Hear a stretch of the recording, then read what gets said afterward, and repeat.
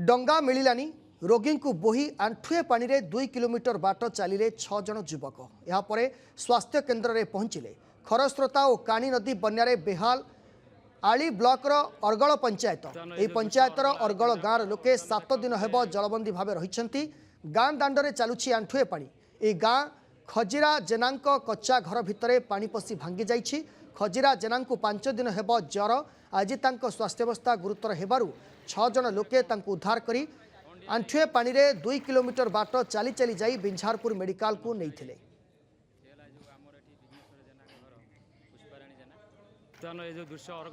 डंगा मिलानी रोगी को बोही आंठुए पानी रे 2 किलोमीटर बाट चलिले 6 जन युवक। यापर स्वास्थ्य केन्द्र में पहुंचिले खरस्रोता और कानी नदी बन्यारे बेहाल आली ब्लॉकर अरगल पंचायत। यह पंचायतर अरगल गाँव लोके 7 दिन हेब जलबंदी भाव रही। गाँ दांडे चलुछि आंठुए पानी। यह गाँ खजिरा जेना कच्चा घर भितर पानी पशि भांगी जाइछि। खजिरा जेना 5 दिन हेब ज्वर। आज स्वास्थ्यावस्था गुरुतर हेबारु 6 जन लोके उद्धार करी आंठुए पानी रे 2 किलोमीटर बाट चली चली जाई बिंझारपुर मेडिकल को नहीं।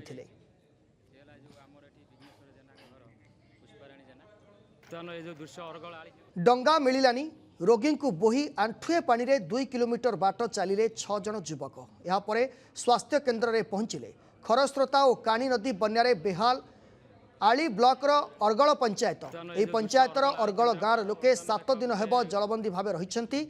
गाँ दांडे चलुछि आंठुए पानी। यह गाँ खजिरा जेना कच्चा घर भितर पानी पशि भांगी जाइछि। खजिरा जेना 5 दिन हेब ज्वर। आज स्वास्थ्यावस्था गुरुतर हेबारु 6 जन लोके उद्धार करी आंठुए पानी रे 2 किलोमीटर बाट चली चली जाई बिंझारपुर मेडिकल को नहीं।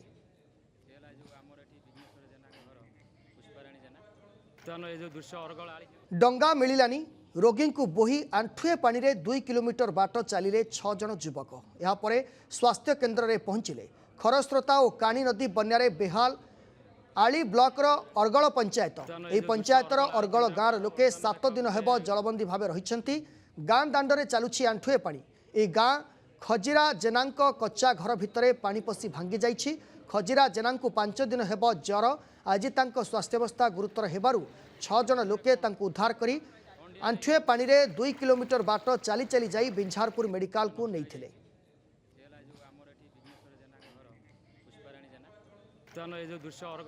डंगा मिलानी रोगी को बोही आंठुए पानी रे 2 किलोमीटर बाट चलिले 6 जन युवक। यापर स्वास्थ्य केन्द्र में पहुंचिले खरस्रोता और कानी नदी बन्यारे बेहाल आली ब्लॉकर अरगल पंचायत।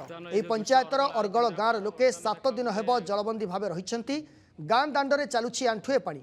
यह गाँ खजिरा जेना कच्चा घर भितर पानी पशि भांगी जाइछि। खजिरा जेना 5 दिन हेब ज्वर। आज स्वास्थ्यावस्था गुरुतर हेबारु 6 जन लोके उद्धार करी आंठुए पानी रे 2 किलोमीटर बाट चली चली जाई बिंझारपुर मेडिकल को नहीं।